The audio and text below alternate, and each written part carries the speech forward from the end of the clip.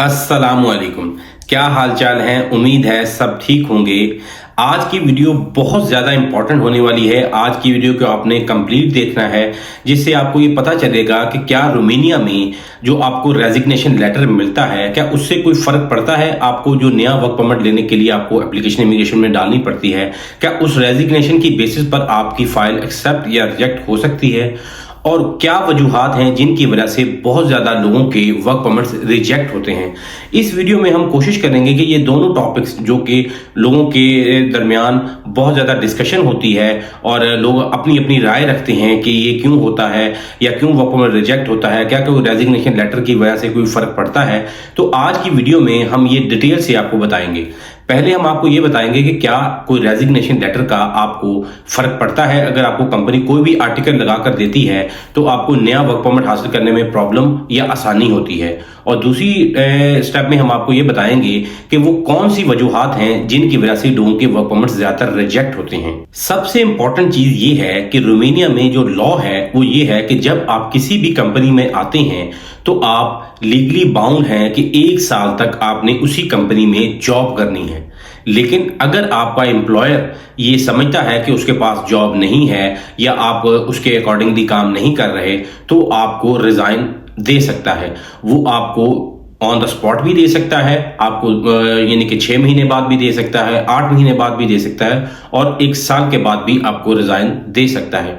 अब इस सिचुएशन में आपको ये समझने की जरूरत है कि रोमानिया में जो पहले लॉ था उसमें यह था कि जो भी शख्स रोमानिया में वर्क परमिट पर आता था अपनी कंपनी में, अगर कंपनी के पास जॉब नहीं होती थी तो वो उस शख्स को किसी और दूसरी कंपनी को फॉरवर्ड कर देते थे। लेकिन अब रोमानिया ने ये लॉ चेंज कर दिया है। कोई भी शख्स रोमानिया में अगर आएगा वो उसी कंपनी का पहला टीआरसी कार्ड हासिल करने का पाबंद है। अगर वो पहला टीआरसी कार्ड उसी कंपनी से हासिल नहीं करता कि जिसके वर्क परमिट पर वो अपनी कंट्री से ट्रैवल करके रोमानिया में आया है, तो वो यहाँ पे लीगली रिजाइड नहीं कर सकता, उसको वापस ही जाना पड़ेगा। अगर उसकी कंपनी डॉक्यूमेंट नहीं बनाती देन भी, अगर वो खुद भाग जाता है कंपनी से देन भी उसका यहाँ पे कुछ नहीं हो सकता, उसको कंट्री एग्जिट लगवाकर अपनी कंट्री में वापस जाना पड़ेगा। अगर वो वीजा जाएगा तो उसको कोई भी लेटर देने की जरूरत नहीं है। अगर वो यहाँ पे ओवरस्टे हो जाएगा देन फिर उसको यहाँ से आउट पास बनवाने की जरूरत पड़ेगी इमिग्रेशन से, और उसमें ये भी हो सकता है कि वो आपको 2 महीने के लिए या 3 महीने के लिए या 6 महीने के लिए या मैक्सिमम 5 साल के लिए बैन लगाकर आपको वापस भेजेंगे। अब आ जाते हैं हम इस टॉपिक पर कि क्या कोई रेजिग्नेशन लेटर या कोई भी जो क्लॉज है यानी 55B है, 81A है, 81B है, उससे कोई फर्क पड़ता है। तो इसका आंसर है बिल्कुल कोई फर्क नहीं पड़ता आपके वर्क परमिट को जो आपकी नई कंपनी ने हासिल करना हो। सबसे इंपॉर्टेंट डॉक्यूमेंट है आपका रेजिग्नेशन लेटर। जब आपको कंपनी रेजिग्नेशन लेटर दे देती है तो वो उस कंपनी की रिस्पॉन्सिबिलिटी खत्म हो जाती है। बेसिकली रेजिग्नेशन लेटर देने का मकसद ये होता है कि आज के बाद इस शख्स की कोई भी जिम्मेदारी कंपनी पर नहीं है। आज के बाद ये कोई भी काम करता है या कोई भी एक्टिविटी करता है उसका जिम्मेदार ये खुद होगा, कंपनी इसकी जिम्मेदार नहीं होती। और आज के बाद हम इसका जो कॉन्ट्रैक्ट है वो भी क्लोज कर रहे हैं, आज के बाद ये इसका हम टैक्स भी क्लोज कर रहे हैं। बेसिकली रेजिग्नेशन का कॉन्सेप्ट ये होता है कि आपने कंपनी को छोड़ दिया। जब आप कंपनी को छोड़ते हैं तो कंपनी आपका कॉन्ट्रैक्ट क्लोज करती है, आपके टैक्सेस क्लोज करती है और आप फ्री हो जाते हैं कंपनी से और कंपनी आपसे फ्री हो जाती है। तो लिहाजा जब भी कंपनी आपको रेजिग्नेशन लेटर देती है तो आपको दूसरी कंपनी में जाकर वर्क परमिट हासिल करने में कोई भी प्रॉब्लम नहीं होती। लेकिन रोमानिया में बहुत सारे लोग ये सोचते हैं कि अगर हम 55B आर्टिकल का रेजिग्नेशन लेटर लेते हैं तो हमें नया वर्क परमिट हासिल करने में इजी रहेगा, हम नया वर्क परमिट हासिल कर सकते हैं। तो ऐसी कोई भी मिथ रोमानिया में एग्जिस्ट नहीं करती। अगर आपके पास रेजिग्नेशन लेटर है तो आप एलिजिबल हैं किसी भी तरह की कंपनी में जाकर अपना वर्क परमिट हासिल करने के लिए। प्रॉब्लम कहां पर आती है? प्रॉब्लम यहां पर आती है जब आपके पास रेजिग्नेशन लेटर नहीं होता और यहां पे जो एजेंट्स हैं या आपके जो दोस्त हैं, किसी के जानने वाले हैं, वो कहते हैं जी आप छोड़ो, अगर आपके पास रेजिग्नेशन लेटर नहीं है तो मैं आपका प्रोसेस कर देता हूं। आप ये चीज अपनी जमा खातर रखें कि रोमानिया में अगर आपने कंपनी चेंज करनी है और आपके पास रेजिग्नेशन लेटर नहीं है या कोई भी लॉयर या कोई भी एजेंट या कोई भी आपका दोस्त आपको ये कहता है कि विदाउट रेजिग्नेशन लेटर आपका नया वर्क परमिट अप्लाई हो जाएगा, आपके थोड़े से पैसे एक्स्ट्रा लगेंगे या जितने भी वो पैसे आपसे डिमांड करता है, तो आप ये समझ लें कि वो आपको झूठ बोल रहा है।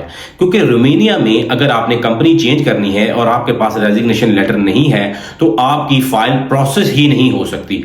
वर्क परमिट हासिल करना तो दूर की बात है, आपकी फाइल ही प्रोसेस नहीं हो सकती। तो लिहाजा जब भी आपने अपनी कंपनी को छोड़ना है तो आपने ये मेक श्योर करना है कि अगर आपने रोमानिया में यहाँ पे रहना है, रोमानिया में नई कंपनी में जॉब करनी है, तो आपको रेजिग्नेशन लेटर की जरूरत लाजमन पड़ेगी। अब जब भी किसी दूसरी कंपनी के पास जाती हैं तो आपके रेजिग्नेशन की डिमांड करते हैं। अब यहाँ पे एक इंपॉर्टेंट बात ये आती है कि जो लास्ट कंपनी ने आपको रेजिग्नेशन दिया है, जो भी क्लॉज लगा कर दी है, वो अब जो नई कंपनी आपका वर्क परमिट अप्लाई करेगी वो देखेगी।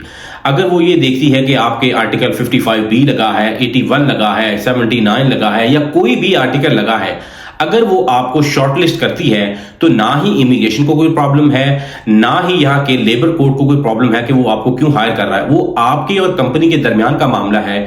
जो भी आपको रेजिग्नेशन लेटर पुरानी कंपनी देती है, अगर नई कंपनी उसको एक्सेप्ट करती है और आपको जॉब ऑफर करती है तो कोई भी किसी किस्म का प्रॉब्लम नहीं है, आप वर्क परमिट उस कंपनी में हासिल कर सकते हैं।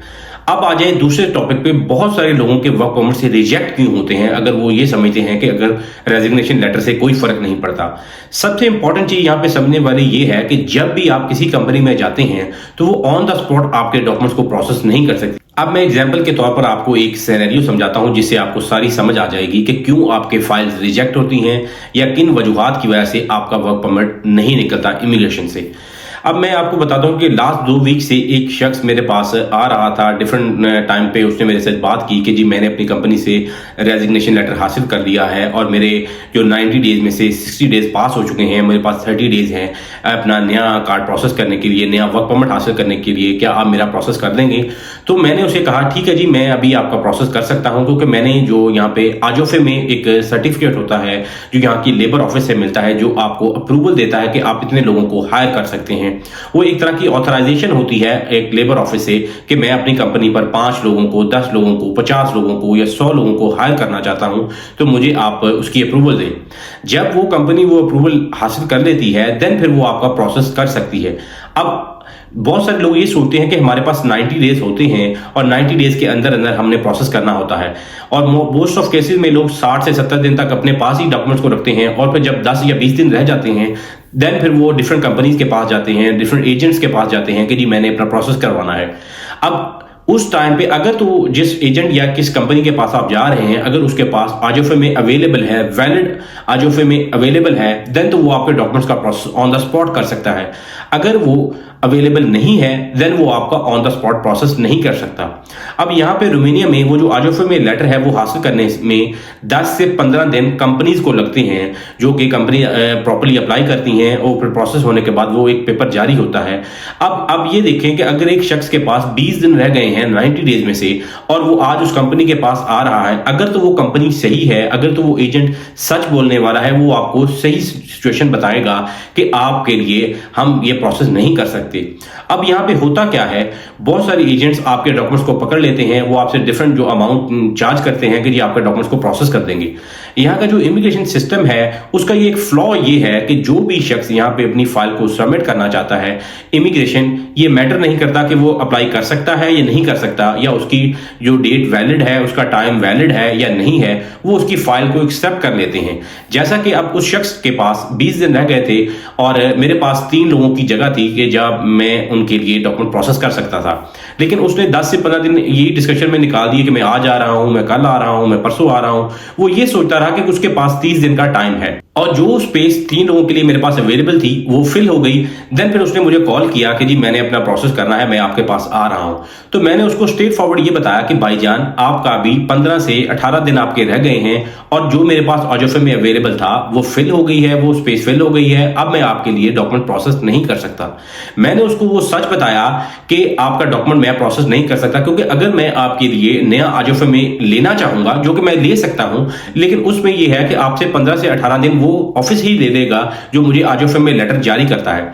अब उस टाइम में आपका टाइम 90 डेज से पास हो जाएगा, आपकी मैं फाइल प्रोसेस भी कर दूंगा, फाइल आपकी इमिग्रेशन में सबमिट भी हो जाएगी, लेकिन आपको वर्क परमिट नहीं मिलेगा। और यहाँ पे जो सबसे इंपॉर्टेंट चीज समझने वाली है, जो एजेंट यहाँ पे रोमानिया में काम कर रहे हैं वो आपके डॉक्यूमेंट्स पकड़ लेते हैं, आपसे पैसे पकड़ लेते हैं और उनके पास उस टाइम में आजोफे में लेटर नहीं होता।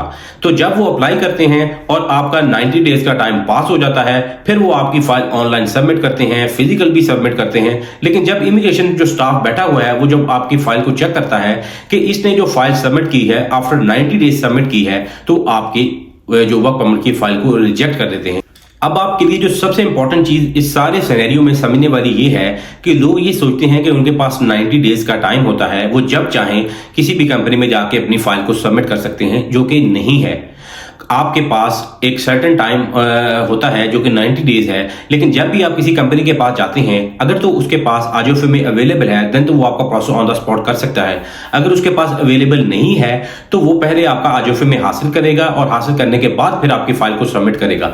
अगर तो फिर आपके पास टाइम होगा तो आपकी जो लीगल टाइम फ्रेम है उसके अंदर फाइल सबमिट हो जाती है, लेकिन अगर आपका टाइम खत्म हो जाता है तो आपकी फाइल तो सबमिट हो जाती है लेकिन आपको वर्क परमिट नहीं मिलता। तो यहाँ पे जो एजेंट्स हैं वो ज्यादातर आपको क्यों नहीं बताते, उसकी जो बड़ी वजह ये है कि एजेंट्स को अपने कमीशन से ताल्लुक होता है, वो उनको अपनी फीस से कंसर्न होता है।